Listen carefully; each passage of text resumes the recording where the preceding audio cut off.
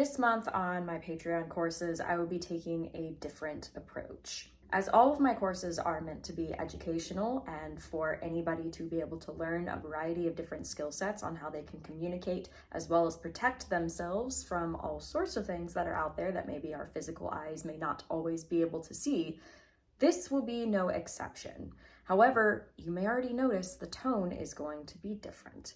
The tone is different because what I'm going to talk about is going to be scary. I am going to tell you some of the scariest things that have ever happened to me. I'm going to explain to you in more detail why it is I have made the decisions that I have made in regards to my boundaries, even with the physical. I am doing this because I take issue with anyone saying that they are jealous of me and jealous of my experience and jealous of my gifts. Remember, I do not believe these are gifts. I believe these are abilities that can be built and grown over time, and that is exactly what I've been doing. I tell you these stories not to scare you.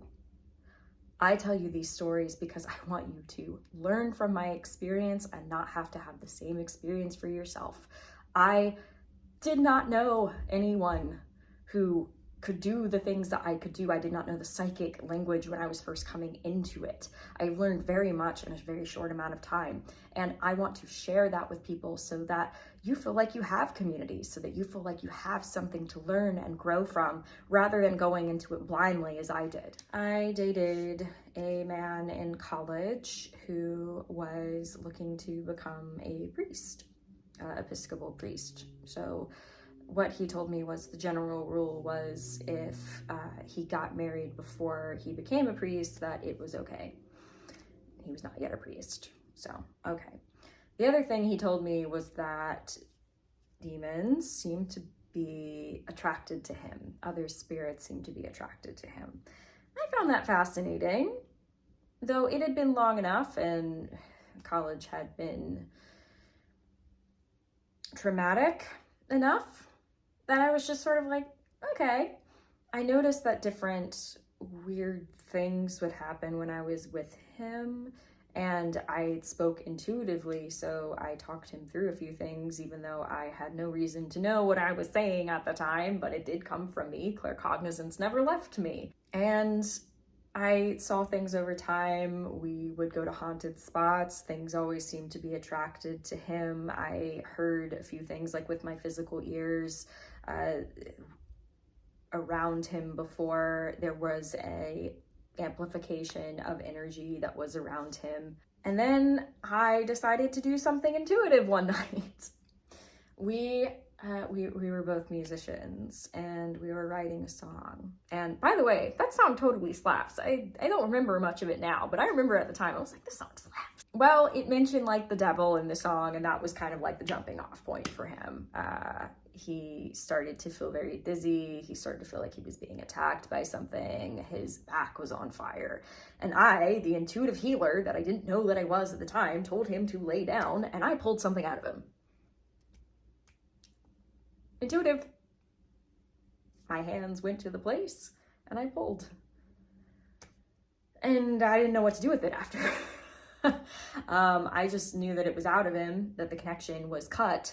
And then he started to feel very empty. I didn't know to fill the hole. I didn't know nearly as much things as I know now.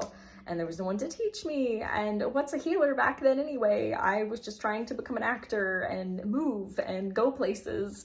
And we went on a drive. He was a little bit hysterical. I started to get hysterical because I was empath and I didn't know what that was at the time. I was so shielded most of the time. I felt like this thing was trailing us. We felt like we had to get away from it. It was a whole trippy experience that was probably far more dramatic than it ever needed to be. And later that night, we had kind of calmed down, went back to my room. He was sleeping there.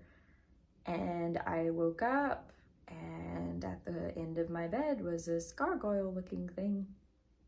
It had horns. It was maybe 3 feet tall, brown in skin, but like this kind of light texture. I'm looking at cardboard and go figure, it's kind of like the same kind of color of brown. Its eyes were wide, animalistic.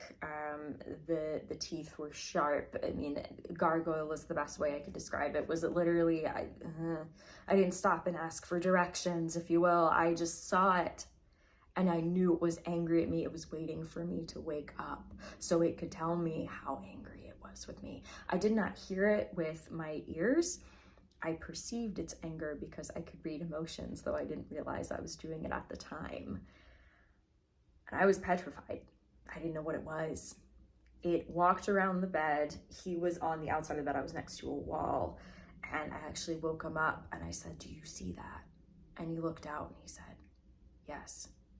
I didn't know what to do. I don't even recall if we prayed or anything. We just sort of watched it and willed it to go away. It did, I guess, but then it got back on him at some point. Obviously, this guy and I did not work out.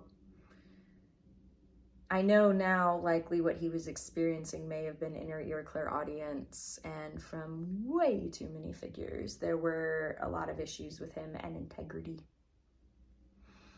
So I feel for him. This was a long time ago, it feels like. I hope that he figured things out, though it was clear he was not meant to figure things out with me. Here's another example of me severing a tie intuitively with an ex of mine and not knowing what to do with the energy afterwards. Are we seeing a trend here? Are we seeing why I teach how to do things from start to finish rather than just doing them? Here we go. Okay, so another ex of mine, I had gone up to visit him and I was feeling out the energy on his back. I had recently learned of chakras, even though I had been seeing auras on and off for maybe 5 or so years at that point. I'd seen them when I was younger as well. I still see them claircognizantly primarily, or through inner eye clairvoyance, and I'm growing that skill again with my physical eyes.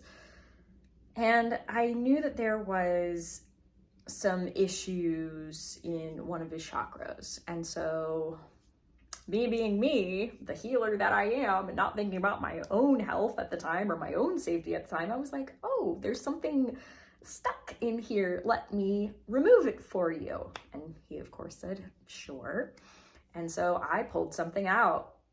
Didn't know what I pulled out, didn't know what it meant. I just knew that it was obstructing the flow of his chakras. So we go to bed. And when I wake up, it is dark.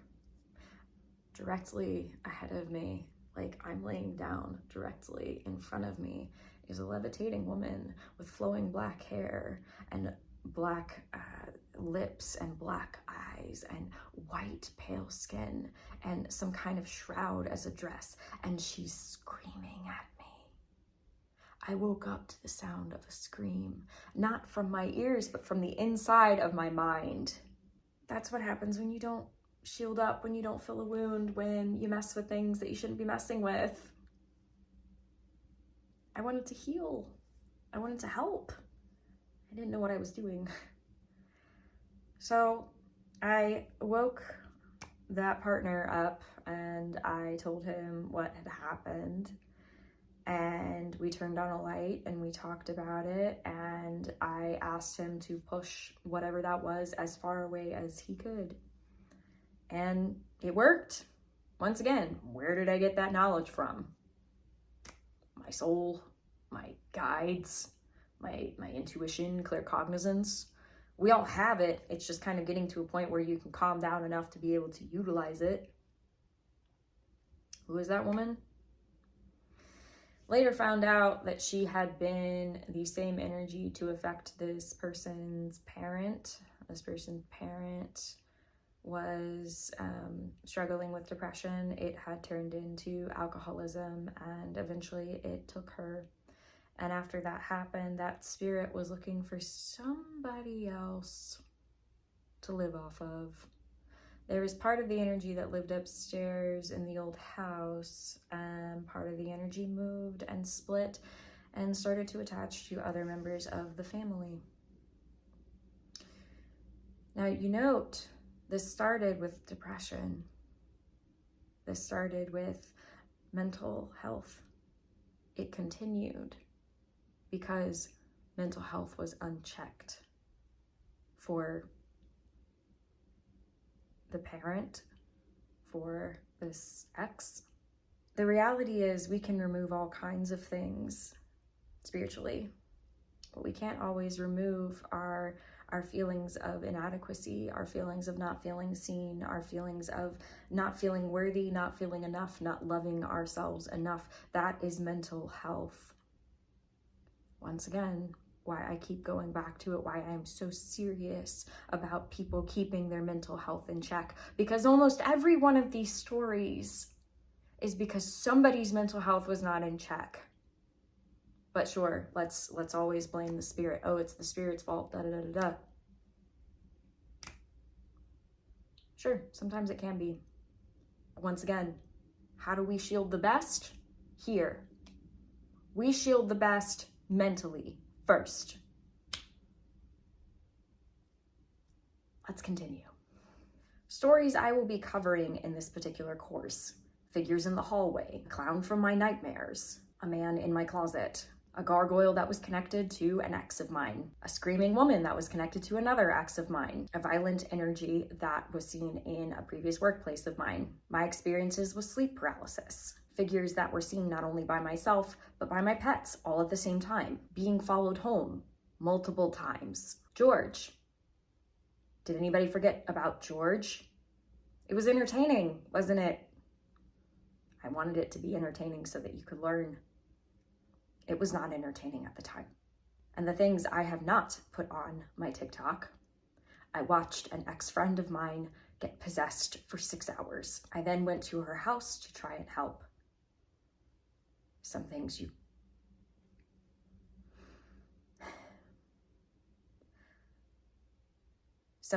it's up to the individual to fix for themselves. I will not be posting most of these publicly. I may post some of them on my YouTube. Otherwise, they will be on the courses. The reason why I do this is some people are not going to believe this. That is fine. I am not doing this as a, you have to believe me. I have not done anything on my channel as some kind of, you have to believe me, I'm trying to prove myself. No. Everything on my channel is for those who ask questions, those who are curious, those who want to feel seen, those who may have never had an experience in their life, but may find entertainment in this, so that perhaps if they do have an experience, they might look back at that video that they watched from me and not be so afraid. That is why I'm doing this. If you want to watch this, you don't have to sign up for a long-term subscription, though it is going to be in full on my Patreon as well as with all my other courses.